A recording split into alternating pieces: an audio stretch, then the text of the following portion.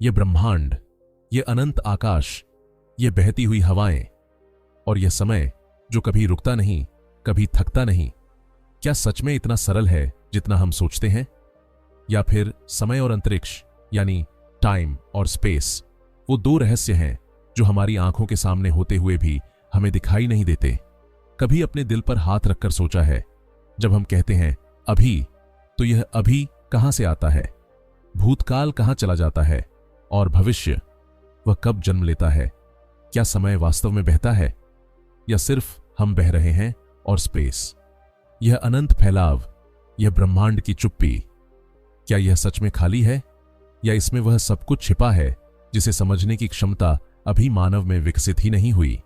इन्हीं सवालों के बीच आज हम उतरेंगे उस अदृश्य नदी में जिसे समय कहा गया है और उस अनंत महासागर में जिसे अंतरिक्ष कहा जाता है। दर्शन, विज्ञान और आध्यात्म तीनों ने समय और अंतरिक्ष को समझने की कोशिश की है, पर हर प्रयास, हर खोज, हर सिद्धांत के पीछे एक ही बात उभर कर सामने आई, टाइम और स्पेस सिर्फ मापने की चीजें नहीं हैं, बल्कि हमारे अस्तित्व की जड़ है। आज की कहानी किसी व्यक्ति की नहीं, बल्कि उन दो अदृश्य शक्तियों की है जो जन्म से मृत्यु तक और मृत्यु से आगे भी हमारे साथ रहती हैं। समय, जिसे हम घड़ी की टिक टिक में बांधने की कोशिश करते हैं, पर जो हमारी पकड़ में कभी नहीं आता। अंतरिक्ष, जिसे हम दूरबीनों से नापते हैं, पर जिसे नापते नापते हम स्वयं खोने लगते हैं। कल्पना कीजिए, आप एक शांत रात में आसमान की ओर देखते हैं, तारे चमक रहे हैं, चांद स्थिर है, हवा स्थिर है, आपको लगता है सब रुका हुआ है। पर क्या यह सच है?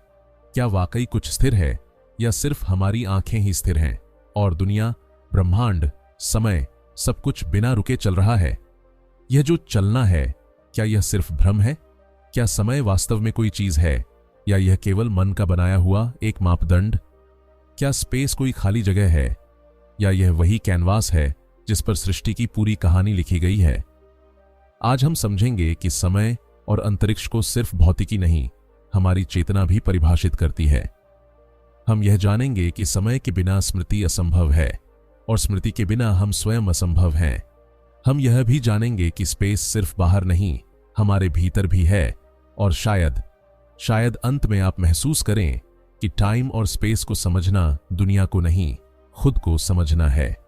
तो आइए इस यात्रा की शुरुआत करते हैं, समय की धड़कनें सुनते हुए, अंतरिक्ष की शांति को महसूस करते हुए और उस गहरे सवाल की ओर बढ़ते हुए, आखिर टाइम और स्पेस क्या हैं और इन दो अदृश्य सत्ताओं ने हमें किस तरह बनाया है। बचपन में हम सभी ने समय को पहली बार घड़ी की सुइयों में देखा था, धीरे धीरे चलती हुई छोटी सी टिक टिक, मानो किसी अदृश्य दिल की धड़कन हो। और अंतरिक्ष को हमने आसमान में देखा था, नीला, शांत, असीम। पर जैसे जैसे हम बड़े होते गए, हमें एहसास हुआ कि समय और अंतरिक्ष उतने सरल नहीं हैं जितने एक बच्चे की आंखों में दिखाई देते हैं। और उसी समझ की यात्रा को समझने के लिए हमें मनुष्य के इतिहास की ओर लौटना होगा, उन पलों की तरफ जब इंसान ने पहली बार सिर उठाकर आसमान देखा था और पहली बार अपनी मृत्यु को समझा था। यही दो क्षण, आसमान को देखना और मृत्यु को महसूस करना, मानव जाति के भीतर समय और अंतरिक्ष की पहली हलचलें थी। कल्पना कीजिए एक आदिम मानव को जिसके पास न कैलेंडर था, न घड़ी, न कोई वैज्ञानिक भाषा, केवल प्रकृति थी और उसकी अनदेखी धुनें। सुबह होती थी तो वह उठता था, रात होती थी तो सो जाता था। ऋतुएं बदलती थीं और उसके जीवन का तरीका बदल जाता था। उसने समय को किसी मशीन की तरह नहीं, बल्कि एक जीवित प्रवाह की तरह महसूस किया था। बारिश, धूप, ठंड, ये सिर्फ मौसम नहीं थे, ये समय के रूप थे। और आसमान, सितारे, चांद, ये सिर्फ दृश्य नहीं थे, ये अंतरिक्ष का पहला पाठ थे। धीरे धीरे मानव ने महसूस किया कि समय कोई स्थिर वस्तु नहीं, बल्कि एक चक्कर है, जन्म, जीवन, मृत्यु और फिर स्मृति में उसका पुनर्जन्म। यही से कैलेंडर का जन्म हुआ, यही से दिन, महीना, वर्ष जैसे विचार बने और इसी के साथ मानव अपने अस्तित्व की गहरी समझ में उतरने लगा। समय और अंतरिक्ष को समझने की यह यात्रा किसी एक सभ्यता की नहीं थी, यह पूरी मानवता की सामूहिक खोज थी। मिस्र के लोग सूर्य की गति को देखकर समय मापते थे, यूनानी दार्शनिक समय को परिवर्तन का नाम देते थे, भारतीय आर्षी कहते थे समय कोई धारा नहीं, बल्कि स्वयं चेतना का विस्तार है। यही वह क्षण था जब टाइम और स्पेस सिर्फ बाहरी घटनाएं नहीं रहे, वे मनुष्य के भीतर प्रवेश कर गए। समय स्मृति बन गया और स्मृति पहचान, अंतरिक्ष ध्यान बन गया और ध्यान जागृति। भारत में समय और अंतरिक्ष को लेकर सबसे गहरे विचार वेदों और उपनिषदों में मिलते हैं। वहां समय को काल कहा गया, जिससे सृष्टि उत्पन्न होती है और जिसमें अंततः सब कुछ विलीन हो जाता है। काल न मित्र है, न शत्रु, वह न दयालु है, न क्रूर, वह सिर्फ है एक अनंत सत्य जिसे कोई बदल नहीं सकता। और अंतरिक्ष, जिसे आकाश कहा गया, उसे सिर्फ भौतिक स्पेस नहीं माना गया, बल्कि एक आध्यात्मिक आयाम के रूप में देखा गया। आकाश केवल वह नहीं जहां तारे चमकते हैं, आकाश हमारे भीतर भी है, जहां विचार जन्म लेते हैं, भावनाएं तैरती हैं और चेतना विस्तार पाती है। यूनानी दार्शनिक हेराक्लाइट्स ने कहा था, एवरीथिंग फ्लोज, सब कुछ बह रहा है, सब कुछ बदल रहा है। समय और अंतरिक्ष दोनों का सार इसी प्रवाह में छिपा है। पर मानव की जिज्ञासा यहीं नहीं रुकी। उसे जानना था कि यह प्रवाह कैसे चलता है, क्यों चलता है, और क्या इस प्रवाह के पीछे कोई नियम है जिसे समझा जा सके। यही जिज्ञासा बाद में आधुनिक विज्ञान की नींव बन गई। गैलीलियो ने समय और गति को मापने के नए तरीके खोजे। न्यूटन ने अंतरिक्ष को एक स्थिर मंच माना जिस पर वस्तुएं नाचती हैं। उन्होंने कहा, स्पेस अपरिवर्तनीय है, स्थिर है, एक बैकग्राउंड की तरह मौजूद है। टाइम भी उनके लिए एक समान गति से चलता हुआ एक सार्वभौमिक ट्रूथ था। पर असली हलचल तब आई जब आइंस्टीन ने इस सोच को चुनौती दी। उन्होंने कहा, स्पेस और टाइम अलग अलग नहीं, बल्कि एक ही वस्तु है, स्पेस टाइम। समय की रफ्तार हर जगह एक जैसी नहीं है। अंतरिक्ष स्थिर नहीं, वह मुड़ सकता है, झुक सकता है, फैल सकता है। इस विचार ने दुनिया को हिला दिया, क्योंकि इसका मतलब था समय सिर्फ हमारे हाथ की घड़ी की सुई नहीं है, समय स्वयं ब्रह्मांड की बनावट है और अंतरिक्ष कोई खाली डिब्बा नहीं। यह एक जीवित चादर की तरह है जिसे द्रव्य और ऊर्जा मोड़ सकते हैं। लेकिन समय और अंतरिक्ष को समझने की यह वैज्ञानिक यात्रा जितनी गहरी है, उतनी ही गहरी उनकी दार्शनिक यात्रा भी है। भारतीय दर्शन कहता है, अंतरिक्ष भीतर भी है, बाहर भी, समय बाहर भी है, मन के भीतर भी। इसका अर्थ यह है कि मनुष्य समय को केवल बाहर नहीं देखता, वह समय को जीता है, उसे महसूस करता है, उसे स्मृतियों में संजोता है, उसे भविष्य के सपनों में ढालता है। इसीलिए मनुष्य का मन एक अनोखी जगह है जहां पिछला कल और आने वाला कल एक साथ मौजूद होते हैं। अंतरिक्ष भी ऐसा ही है, बाहर अनंत, भीतर असीम। हमारा दिमाग एक छोटे से कमरे में है, पर वह अरबों प्रकाश वर्ष दूर की आकाश गंगाओं को भी समझ सकता है। हमारा शरीर सीमित है, पर हमारी चेतना सीमित नहीं। इस प्रकार समय और अंतरिक्ष सिर्फ वैज्ञानिक शब्द नहीं, बल्कि मानव अनुभव के दो आधार स्तंभ हैं। इन दोनों के बिना हम कुछ भी नहीं हैं। समय के बिना स्मृति नहीं, स्मृति के बिना पहचान नहीं, पहचान के बिना मैं नहीं। और अंतरिक्ष के बिना कोई स्थान नहीं, स्थान के बिना कोई वस्तु नहीं, और वस्तु के बिना कोई संसार नहीं। इसलिए मनुष्य की कहानी, सभ्यता की कहानी, विचारों की कहानी, सब कुछ समय और अंतरिक्ष की कहानी है। हमारा हर कदम समय के भीतर उठता है, हमारी हर सांस अंतरिक्ष में होती है। हमारा जीवन इन दोनों के बीच एक यात्रा है, अदृश्य, अनकही, पर गहराई से महसूस की जाने वाली। और यही पृष्ठभूमि हमें तैयार करती है अगले चरण के लिए, जहां समय और अंतरिक्ष केवल देखे या महसूस किए जाने वाले तत्व नहीं रहते, बल्कि एक ऐसी गुत्थी बन जाते हैं जिसे हल करने में मानवता ने हजारों वर्ष लगा दिए। अब आगे हम समझेंगे कि समय और अंतरिक्ष की इस गुत्थी में पहला बड़ा मोड़ कब आया और कैसे मानव ने पहली बार महसूस किया कि ये दो तत्व केवल प्रकृति की ताकतें नहीं, बल्कि अस्तित्व की परिभाषा हैं।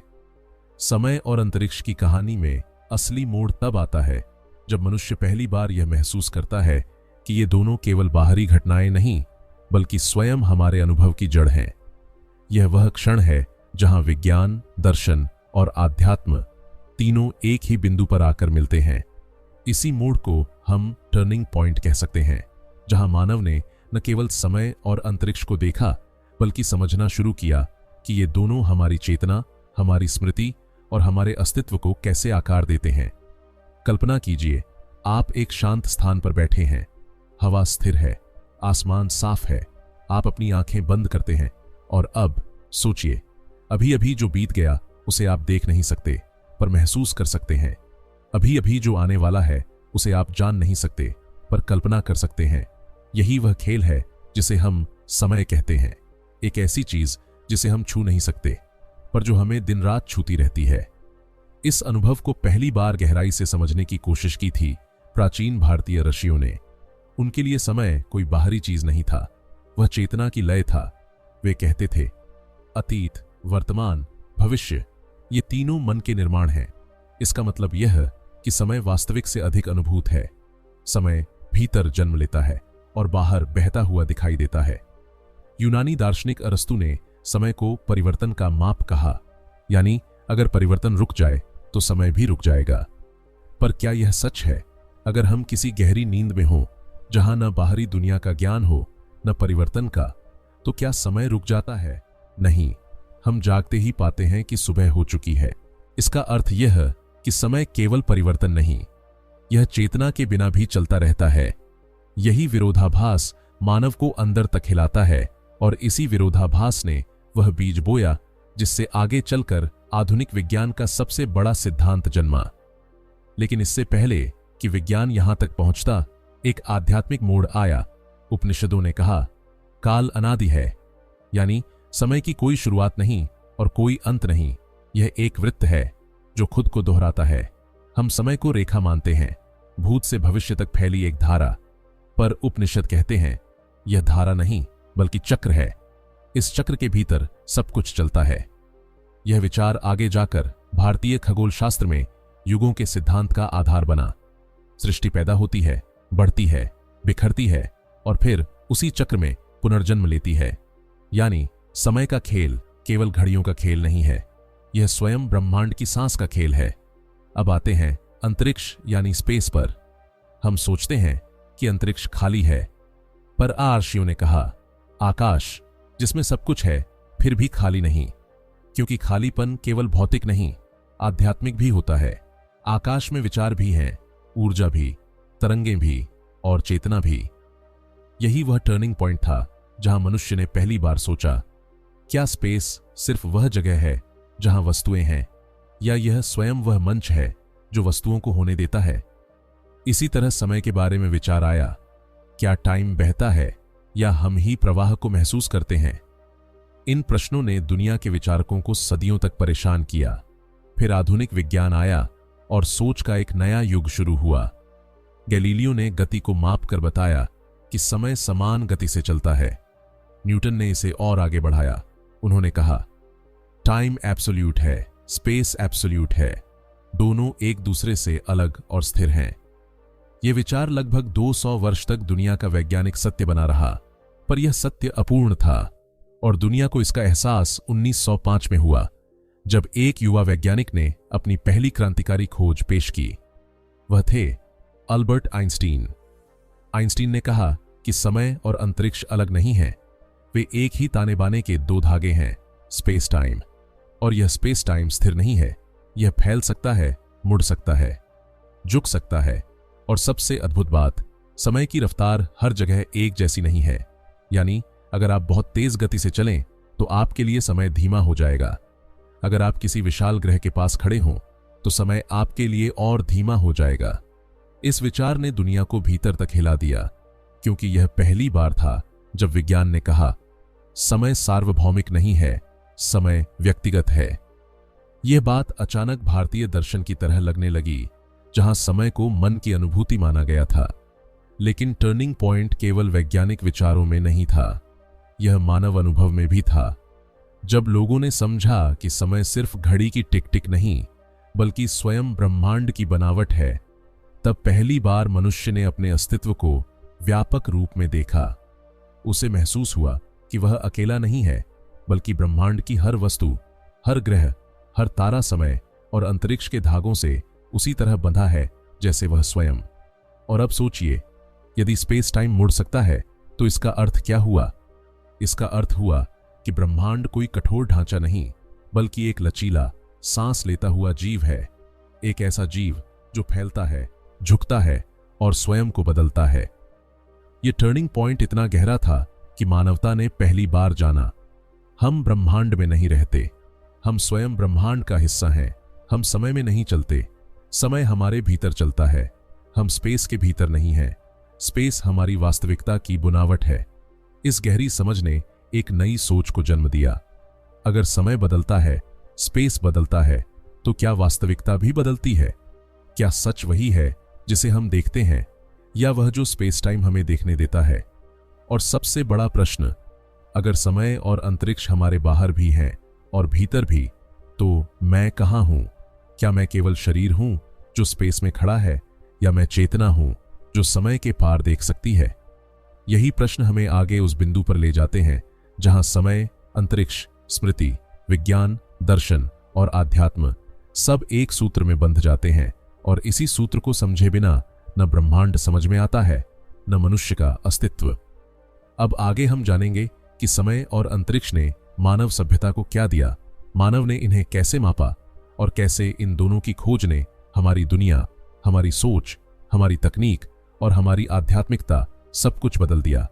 समय, अंतरिक्ष, स्मृति, विज्ञान, दर्शन और आध्यात्म सब एक सूत्र में बंध जाते हैं, और इसी सूत्र को समझे बिना न ब्रह्मांड समझ में आता है, न मनुष्य का अस्तित्व। अब आगे हम जानेंगे कि समय और अंतरिक्ष ने मानव सभ्यता को क्या दिया, मानव ने इन्हें कैसे मापा, और कैसे इन दोनों की खोज ने हमारी दुनिया, हमारी सोच, हमारी तकनीक और हमारी आध्यात्मिकता सब कुछ बदल दिया। समय और अंतरिक्ष की कहानी अब उस चरण में प्रवेश करती है जहां मानवता न केवल इन्हें महसूस करती है, बल्कि इन्हें मापना, गिनना, समझना और अपने जीवन का हिस्सा बनाना शुरू करती है। यही वह दौर है जिसे हम योगदान या विकास का चरण कह सकते हैं, जहां टाइम और स्पेस केवल रहस्य नहीं रहते, बल्कि दुनिया को बदल देने वाले सिद्धांत, आविष्कार, ज्ञान और अनुभूति बन जाते हैं। और इस भाग को समझने के लिए हमें 3 दिशाओं में जाना होगा। 1. दर्शन ने समय और अंतरिक्ष को कैसे समझा। 2. विज्ञान ने इन्हें कैसे मापा। 3. आध्यात्मिकता ने इन्हें चेतना का हिस्सा कैसे बनाया। इन तीनों के सम्मिलन ने मानव सभ्यता को वह दृष्टि दी जिसके बिना न आज का विज्ञान संभव था, न आज की सोच, न आज की तकनीक। सबसे पहले बात करते हैं दर्शन की, उस प्रयास की जिसमें मनुष्य ने केवल सोचकर ब्रह्मांड के रहस्यों को समझने का प्रयास किया। यूनानी दार्शनिकों ने कहा, स्पेस वह है जहां सब कुछ मौजूद है, और टाइम वह है जिसमें सब कुछ बदलता है। पर भारतीय दार्शनिक इससे आगे बढ़े। उन्होंने कहा कि आकाश, स्पेस, 5वां तत्व है, यानी पंच महाभूतों में से एक। यह सबसे सूक्ष्म है, सबसे पारदर्शी है, और यही वह माध्यम है जिसमें ध्वनि, प्रकाश और चेतना भी यात्रा करती हैं। उपनिषदों में कहा गया, आकाश ब्रह्म का स्वरूप है। इसका अर्थ यह कि स्पेस केवल बाहरी जगह नहीं, बल्कि अस्तित्व का आधार है, और समय, जिसे काल कहा गया, उसे ब्रह्मांड की धड़कन माना गया। समय वह लीला है जिसमें सब कुछ उत्पन्न होता है और फिर समाप्त होता है। इन दार्शनिक विचारों ने मानवता के भीतर वह बीज बोया जिसने आगे जाकर गणना, खगोलशास्त्र और ब्रह्मांड चिंतन को जन्म दिया। अब बात करते हैं विज्ञान की, जहां टाइम और स्पेस को केवल अनुभव नहीं, बल्कि गणित और नियमों के माध्यम से समझने का प्रयास किया गया। सबसे बड़ा योगदान प्राचीन संस्कृतियों का था। मिस्र, बेबीलोनिया, भारत, चीन, जहां सूर्य, चंद्रमा और तारों को देखकर समय का मापन शुरू हुआ। भारत में नक्षत्रों का अध्ययन केवल धार्मिक नहीं था, यह वैज्ञानिक और खगोलीय भी था। प्राचीन भारतीय सभ्यता ने घटिका जैसे यंत्र बनाए जो पानी के प्रवाह से समय मापते थे। बेबीलोनियों ने समय को 60 भागों में बांटा, और आज तक हम मिनटों और सेकंडों में यही प्रणाली उपयोग करते हैं। यूनानी दार्शनिक इरेटोस्थनीज ने पृथ्वी की परिधि का अनुमान लगाया, स्पेस की विशालता को समझने का पहला गणितीय प्रयास। अरस्तु और टोलेमी ने ब्रह्मांड का मॉडल बनाया। यद्यपि वह गलत था, पर उद्देश्य एक ही था। स्पेस केवल अनुभव की चीज नहीं, बल्कि अध्ययन और मापन की भी चीज है। फिर आया गैलीलियो। उन्होंने पहली बार बताया कि समय को मापा जा सकता है, नियमित, समान अंतरालों में। उन्होंने पेंडुलम के झूलने में समय की स्थिरता देखी। इस खोज ने विज्ञान को आगे बढ़ाया और न्यूटन के लिए रास्ता बनाया। सर आइजक न्यूटन ने वह सिद्धांत दिया जिसने हमारी दुनिया को रूपांतरित कर दिया। उन्होंने कहा कि स्पेस एक विशाल, स्थिर, अनंत मंच है। इस मंच पर ग्रह, तारे, वस्तुएं नृत्य करती हैं। टाइम एक समान गति से चलने वाला सार्वभौमिक ट्रूथ है, चाहे कोई कहीं भी हो। समय हर जगह एक समान है। इसने वैज्ञानिक खोजों, मशीनों, जहाजों, भौतिकी, गति और गुरुत्वाकर्षण की समझ को जन्म दिया। न्यूटन की अपरिवर्तनीय समय की अवधारणा सदियों तक दुनिया की आधारशिला रही। घड़ियां बनाई गईं, मानचित्र बनाए गए, दिशाएं तय की गईं, समुद्री यात्रा विकसित हुई, औद्योगिक क्रांति ने गति पकड़ी, यानी न्यूटोनियन टाइम एंड स्पेस ने आधुनिक सभ्यता की नींव रखी। पर कहानी यही नहीं रुकती। सम्मान और प्रशंसा के बीच एक सौम्य सी दरार छिपी थी। एक प्रश्न जो धीरे धीरे वैज्ञानिकों को परेशान करने लगा। क्या स्पेस वास्तव में कठोर है? क्या टाइम वास्तव में सबसे स्थिर चीज है? क्या गति और गुरुत्वाकर्षण से समय बदल सकता है? इसी प्रश्न ने जन्म दिया आइंस्टीन के सिद्धांत को, सापेक्षता यानी रिलेटिविटी। 1905 में आइंस्टीन ने कहा, समय सार्वभौमिक नहीं है। यदि आप प्रकाश के वेग के करीब पहुंचे तो आपके लिए समय धीमा हो जाएगा। यदि आप किसी भारी वस्तु के पास खड़े हों, जैसे सूर्य या ब्लैक होल, तो समय आपके लिए अलग तरह से बहेगा। और स्पेस खाली नहीं, यह लचीला है। अगर सूर्य न हो तो पृथ्वी अपनी कक्षा से बाहर उड़ जाएगी, क्योंकि सूर्य स्पेस को मोड़ता है और पृथ्वी उस मोड़ में घूमती है। यही वह बिंदु था जहां विज्ञान ने महसूस किया, टाइम और स्पेस कठोर नहीं, वे जीवित हैं। वे ब्रह्मांड की धड़कन की तरह बदलते रहते हैं। लेकिन योगदान केवल वैज्ञानिक नहीं थे, मानव की चेतना भी विकसित हो रही थी। आध्यात्म कहता है कि समय का अनुभव व्यक्ति पर निर्भर करता है, यानी दो लोग एक ही घटना जीते हैं, पर एक को वह बहुत लंबी लगती है और दूसरे को बहुत छोटी। यह केवल अनुभव का अंतर नहीं, यह मन की चाल है। उपनिषद समय को मानसिक और अमानसिक दोनों कहते हैं। मानसिक समय वह है जो हम महसूस करते हैं और अमानसिक समय वह है जो ब्रह्मांड जीता है। स्पेस भी इसी तरह दोहरा है। बाहरी स्पेस जिसे हम देखते हैं और आंतरिक स्पेस जिसमें विचार, भावनाएं और चेतना जन्म लेती हैं। योग दर्शन कहता है, आकाश का विस्तार मन के विस्तार जैसा है, यानी स्पेस केवल भौतिक नहीं, यह चेतना की गहराई है। समय भी ऐसा ही है। ध्यान की अवस्था में समय धीमा लगता है या गायब हो जाता है। दुख की अवस्था में समय भारी हो जाता है। खुशी की अवस्था में समय उड़ जाता है। यह सब क्या है? यह इस बात का प्रमाण है कि मानव अनुभव ही समय के प्रवाह को परिभाषित करता है। इन सभी योगदानों, दर्शन, विज्ञान, गणित, खगोल, आध्यात्म, चेतना ने मिलकर मानवता को 3 असाधारण उपहार दिए। पहला, ब्रह्मांड की समझ। हम जानते हैं कि स्पेस टाइम फैला हुआ है, बदलता है, मुड़ता है। हम जानते हैं कि समय धीमा या तेज हो सकता है। दूसरा, तकनीकी क्रांति। जीपीएस सिस्टम आइंस्टीन के सिद्धांत के बिना काम ही नहीं कर सकता था। उपग्रह समय को 30 सेकंड तक धीमा कर सकता है। समायोजित करते हैं, वरना आपकी लोकेशन कई किलोमीटर गलत हो जाएगी। तीसरा, आध्यात्मिक जागृति। मानव ने समझा कि वह केवल शरीर नहीं, वह समय और स्पेस का अनुभव करने वाली चेतना है। वह ब्रह्मांड की कहानी है और ब्रह्मांड उसका यही वे योगदान है जिनके कारण आज हम आसमान को देखते हुए केवल तारे नहीं देखते, हम अनंत को देखते हैं, और घड़ी को देखते हुए केवल समय नहीं देखते, हम ब्रह्मांड की धड़कन देखते हैं। अब आगे हम समझेंगे कि इस महान यात्रा में चुनौतियां क्या थीं, कौन से विरोध, कौन से भ्रम, कौन से संघर्ष समय और स्पेस की समझ के रास्ते में आए और मानव कैसे आगे बढ़ता गया। समय और अंतरिक्ष की समझ जितनी अद्भुत है, उतनी ही संघर्षों और विरोधाभासों से भरी भी है। मनुष्य जब भी किसी महान सत्य को समझने की कोशिश करता है, उसे 2 चीजों का सामना करना ही पड़ता है, अज्ञान और अहंकार। और टाइम तथा स्पेस की यात्रा में यही 2 बाधाएं सबसे बड़ी थीं। यह वह चरण है जहां मानवता ने जितना सीखा उतना ही भटकी, जितना आगे बढ़ी उतना ही भ्रमित हुई, पर यही संघर्ष उसके विकास का ईंधन बने। सबसे पहला संघर्ष था दर्शन और विज्ञान का टकराव। प्राचीन आर्षिक कह रहे थे कि समय एक चक्र है, एक अनंत वृत्त जो खुद को बार बार दोहराता है। वहीं यूनानी दार्शनिक समय को एक सीधी रेखा की तरह देखते थे और बाद में न्यूटन ने वैज्ञानिक रूप से इसे और भी कठोर बना दिया। समय रफ्तार से नहीं बदलता, स्पेस नहीं झुकता। यह एब्सोल्यूट ट्रूथ था, इतना एब्सोल्यूट कि जो भी इसके खिलाफ बोला उसे मूर्ख समझा गया। आइंस्टीन ने जब पहली बार कहा कि समय बदलता है और स्पेस स्थिर नहीं है, तो वैज्ञानिक समुदाय भी दो हिस्सों में बंट गया। कुछ लोग बोले यह असंभव है, कुछ बोले यह पागलपन है, कुछ बोले अभी युवा है, समझ जाएगा, और फिर भी कुछ लोग थे जिन्होंने कहा इसमें गहराई है, इसे जांचने की जरूरत है। लेकिन आलोचना यहीं नहीं रुकती। समय और अंतरिक्ष की असली चुनौतियां थीं मानव की सीमाएं। आप सोचिए, हम समय को पकड़ नहीं सकते, छू नहीं सकते, रोक नहीं सकते। हम स्पेस की सीमाएं समझने की कोशिश करते हैं, पर वह इतना विशाल है कि हमारे उपकरण, हमारी आंखें, हमारी कल्पना सब कम पड़ जाती हैं।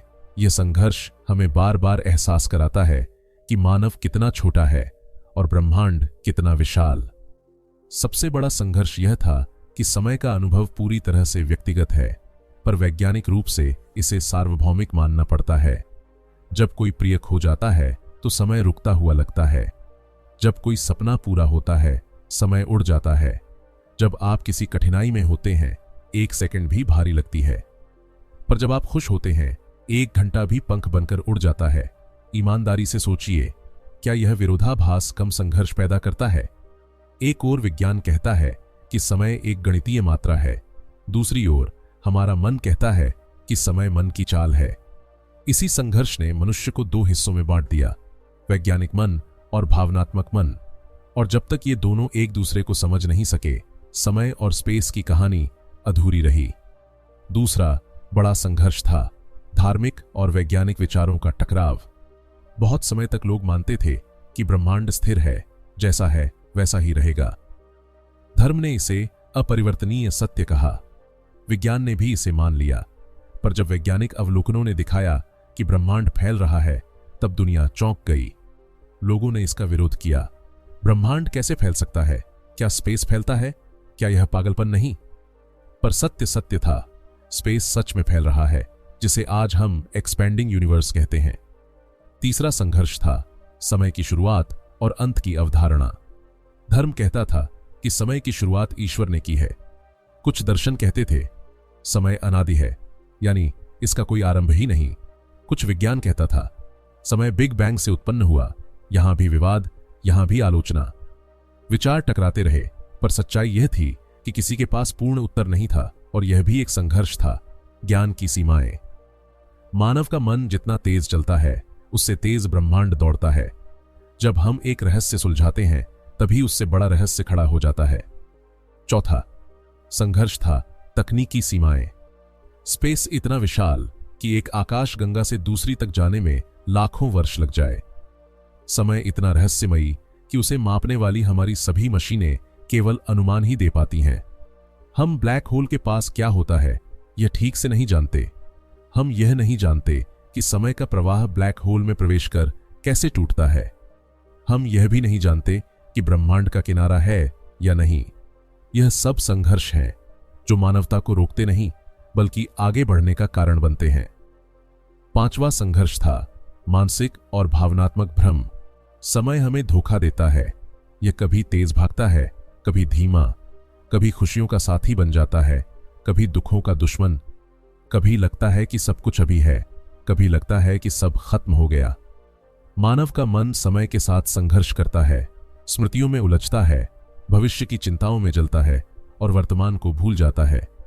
स्पेस भी ऐसा ही है, विशाल, शांत, पर कभी कभी डरावना। आप रात को अकेले आसमान देखें तो लगता है कि हम कितने छोटे हैं। यह अनुभव गहरा है, पर कभी कभी मन में डर भी पैदा करता है। हम यह नहीं जानते कि इस अनंत में हमारी जगह क्या है।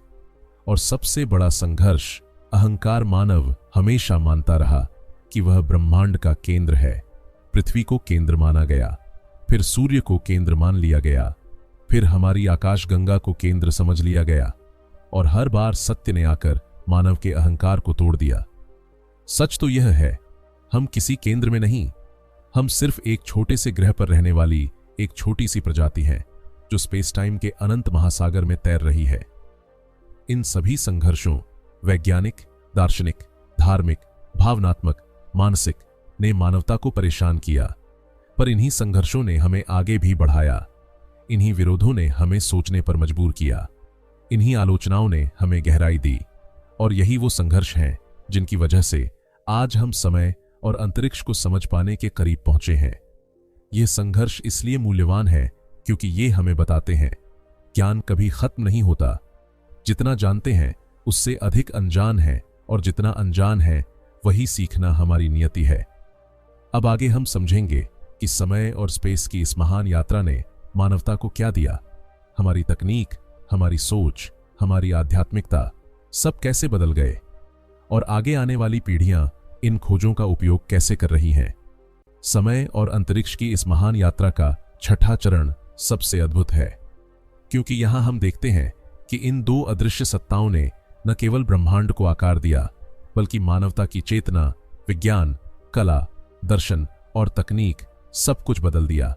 यह वह अध्याय है जहां टाइम और स्पेस केवल सिद्धांत नहीं रहते, वे मानव सभ्यता की धड़कन बन जाते हैं।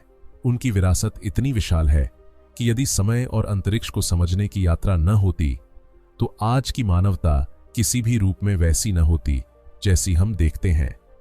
समय और स्पेस की सबसे पहली विरासत है दृष्टि का विस्तार। जब मनुष्य ने पहली बार आकाश को समझना शुरू किया, तभी से उसकी सोच सीमाओं से परे जाने लगी। उसे महसूस हुआ कि वह केवल एक गांव, एक देश, एक महाद्वीप का हिस्सा नहीं, बल्कि एक अनंत ब्रह्मांड का जीव है। यह एहसास इंसान को भीतर से बदल देता है। वह अपने जीवन की छोटी छोटी चिंताओं से निकलकर यह देखने लगता है कि अस्तित्व कितने विशाल स्तर पर काम करता है। कल्पना कीजिए, अगर मानवता ने कभी आसमान की ओर देखा ही न होता, समय को मापा न होता, स्पेस को समझने की कोशिश न की होती, तो न सभ्यताएं विकसित होती, न विज्ञान, न कला, न दर्शन। हम केवल जीवित रहने में ही उलझे रह जाते। पर स्पेस और समय ने हमें ज्ञानी बनाया। उन्होंने हमें सिखाया कि क्या हम छोटे हैं और क्या हमारी समझ अनंत तक फैल सकती है। समय और स्पेस की दूसरी विरासत है वैज्ञानिक क्रांति।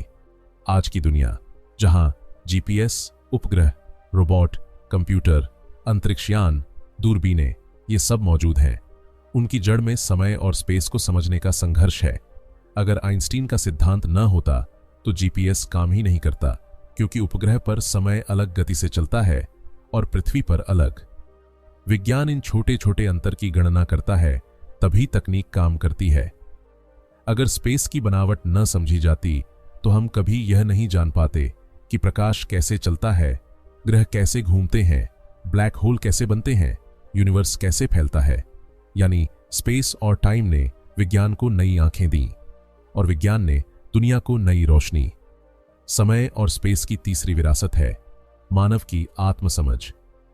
पहले लोग सोचते थे कि वे ब्रह्मांड का केंद्र हैं, फिर समझ आया कि नहीं, सूर्य केंद्र है। फिर यह भी टूट गया, हमारी आकाशगंगा केंद्र नहीं। फिर मालूम हुआ हमारी आकाशगंगा अरबों आकाशगंगाओं में से एक है। हर खोज ने मानव के अहंकार को धीरे धीरे पिघलाया। आज हम जानते हैं हम इस ब्रह्मांड का केंद्र नहीं, हम उसकी एक कहानी है। हम समय की धारा में एक लहर है, स्पेस के अनंत महासागर में एक छोटी सी बूंद। लेकिन यही समझ मनुष्य को विनम्र और सजग बनाती है। उसे यह महसूस होता है कि उसका जीवन छोटा हो सकता है, पर उसकी सोच उतनी छोटी नहीं। वह अनंत को समझ सकता है, महसूस कर सकता है, अनुभव कर सकता है। यह विरासत अद्भुत है, क्योंकि यही हमें मानव बनाती है। समय और स्पेस की चौथी विरासत है कला और कल्पना का जन्म। कवियों ने समय को प्रेम की तरह महसूस किया, कभी धीमा, कभी तेज, कभी पीड़ादायक, कभी कोमल। चित्रकारों ने स्पेस को रंगों में उकेरा, अंतरिक्ष का नीला, आकाश का काला, तारों का उजाला। संगीतकारों ने समय को ताल में बांधा, लय, गति, विराम, ये सब समय के नियम हैं। लेखकों ने स्पेस को कल्पना के दृश्य बनाए, महानगर, आकाशगंगाएं, अलग अलग अस्तित्वों की दुनिया। कला ने समय और स्पेस को मानव के भीतर छिपी संवेदनाओं के रूप में देखा, और यह देखने का तरीका आज भी हम सभी के भीतर मौजूद है। जब कोई कविता सुनाई देती है, समय रुकता हुआ लगता है। जब कोई सुंदर दृश्य देखते हैं, स्पेस फैलता हुआ महसूस होता है। यानी कला भी समय और स्पेस की कहानी है, बस भाषा अलग है। समय और स्पेस की पांचवी विरासत है आध्यात्मिकता की गहराई। उपनिषद कहते हैं, काल बीतता नहीं, वह केवल बदलता है। योग कहता है, मन का विस्तार स्पेस के विस्तार जैसा है। बौद्ध दर्शन कहता है, क्षण क्षण में संसार बनता और मिटता है। इन विचारों ने मानव को यह समझ दिया कि समय केवल घड़ी की सुई नहीं, यह मन की परतों के बीच बहने वाली एक नदी है। अंतरिक्ष केवल बाहर का विशाल आकाश नहीं, यह भीतर की चेतना का गहरा आसमान भी है। ध्यान में समय गायब हो जाता है, नींद में स्पेस सिकुड़ जाता है, स्मृतियों में समय पीछे चलता है, सपनों में स्पेस असंभव रूप ले लेता है। यह सब क्या है? यह मानव अनुभव की एक अद्भुत विरासत है, जहां समय और स्पेस केवल बाहरी दुनिया के नियम नहीं, बल्कि आंतरिक दुनिया के आईने हैं। समय और स्पेस की छठी विरासत है मानवता का एक होना। जब हम समझते हैं कि पूरा ब्रह्मांड समय और स्पेस के एक ही नियमों पर चलता है, तो हमें महसूस होता है कि हम अलग अलग नहीं हैं। पृथ्वी, चंद्रमा, सूर्य, तारे, आकाशगंगाएं सब एक ही स्पेस टाइम के बच्चे हैं। हमारी नियति अलग नहीं, सामूहिक है। हमारी उत्पत्ति अलग नहीं, एक ही विस्फोट से हुई है। हमारा भविष्य भी एक ही धारा में बहता है। यह विरासत मानवता को जोड़ती है। जब हम समझते हैं कि हम सभी एक ही ब्रह्मांड के यात्री हैं, तभी हम युद्ध, हिंसा, द्वेष से ऊपर उठ सकते हैं। क्योंकि जो अंतरिक्ष के अनंत में अपनी छोटी सी जगह को जान लेता है, उसे दूसरों से लड़ने का अहंकार नहीं रहता। समय और स्पेस की सातवीं और सबसे गहरी विरासत है भविष्य की दिशा। आज की दुनिया स्पेस समझने के कारण आगे बढ़ रही है। हम चांद पर जा रहे हैं, मंगल पर घर बनाने की योजना बना रहे हैं, दूर की आकाशगंगाओं को देख रहे हैं। समय को समझने के कारण हम ऐसी तकनीकें बना रहे हैं जो मानव जीवन को लंबा करती हैं, सुरक्षित करती हैं, तेज बनाती हैं। हम भूत को पढ़ रहे हैं ताकि भविष्य को समझ सके। स्पेस की खोज ने हमें यह दिखाया कि हम अकेले नहीं, हमें और दुनिया मिल सकती है। समय की खोज ने हमें यह दिखाया कि मानव जीवन की यात्रा केवल जन्म और मृत्यु नहीं, सीख, अनुभव और चेतना की लंबी यात्रा है।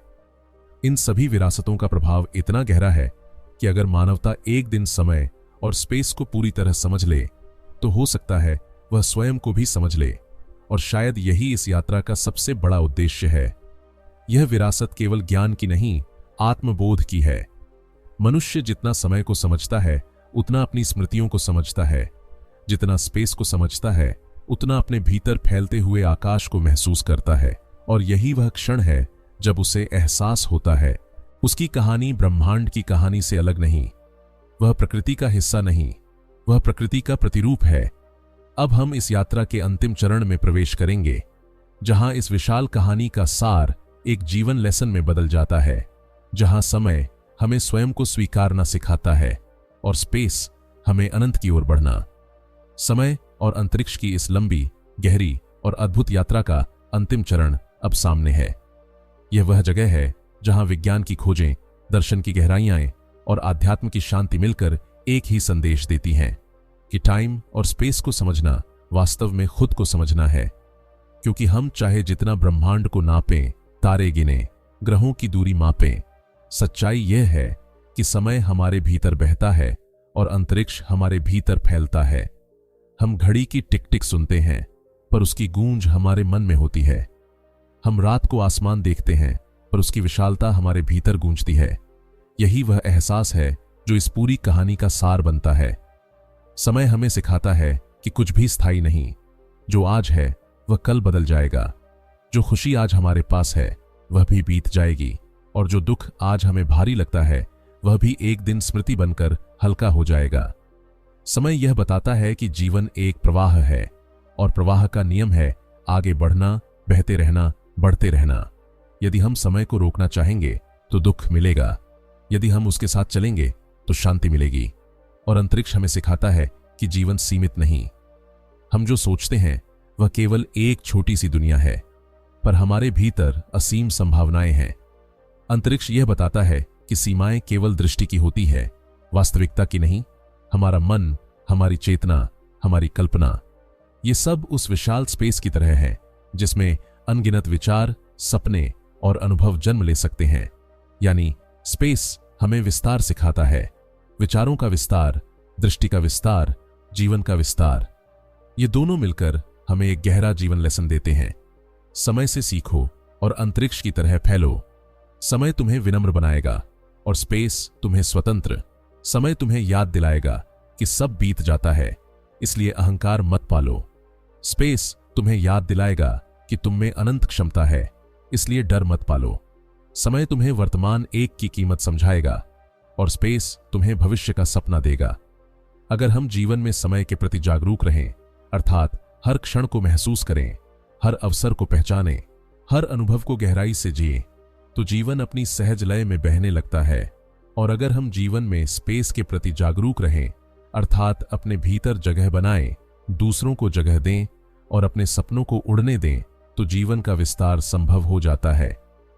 यह कहानी सिर्फ टाइम और स्पेस की नहीं थी।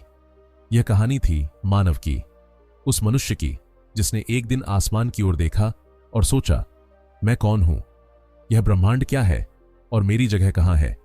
और उस मनुष्य की जिसने समझा कि मैं ब्रह्मांड का एक छोटा हिस्सा नहीं हूं, मैं उसी ब्रह्मांड की चेतना का एक रूप हूं। मैं समय का यात्री नहीं हूं, मैं स्वयं समय को अनुभव करने वाला हूं। मैं स्पेस में रहता नहीं हूं, स्पेस मेरे भीतर भी है। इस समझ के साथ जीवन एक अलग ही दिशा पकड़ लेता है। छोटी बातें बड़ी नहीं लगती, दुख असहनीय नहीं लगता, खुशियां क्षणिक नहीं लगती, क्योंकि तब हम जान लेते हैं सब कुछ समय में बह रहा है और सब कुछ अंतरिक्ष में फैल रहा है। हम इस अनंत नाटक के केवल दर्शक नहीं, पात्र भी हैं और कभी कभी लेखक भी। यदि आपने इस यात्रा में मन लगाकर सुना, महसूस किया और सोचा, तो आप आज पहले से अधिक जागरूक हैं, क्योंकि टाइम और स्पेस को समझना दुनिया को समझना है और दुनिया को समझना स्वयं को समझना। अगर आपको यह कहानी पसंद आई हो तो इस ज्ञान को अपने भीतर जगह दें।